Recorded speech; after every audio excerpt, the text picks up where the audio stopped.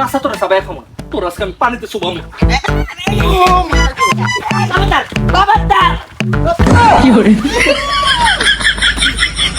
এই স্যার হাজিম গোসল করি না হানি তেল আছে যাই কিসেও ভালো আছে। অলস পরিবার। একটা পরিবারের একজন সদস্য যদি অলস হয় সেটা মানা যায়, কিন্তু পুরো পরিবারের অধিকাংশ মানুষ যদি অলস হয় সেটা কি মানা যায়? মূলত সেটাকে কেন্দ্র করেই এই গল্পটি নির্মাণ করা হয়েছে। গল্পের নাম অলস পরিবার। গল্পের নির্মাতা মহিন খান ভাই শুধুমাত্র অডিয়েন্সের কথা চিন্তা করে পুরো গল্পের মধ্যে খুব সুন্দর সুন্দর টুইস্ট রেখেছেন। পূর্বে প্রথম পর্ব যারা দেখেছেন তারা অলরেডি জানেন।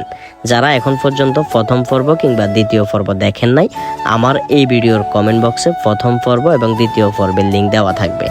দেখে অবশ্যই কমেন্ট করে জানাবেন পুরো গল্পটি কেমন ছিল কিংবা প্রথম পর্ব এবং দ্বিতীয় পর্ব কেমন ছিল।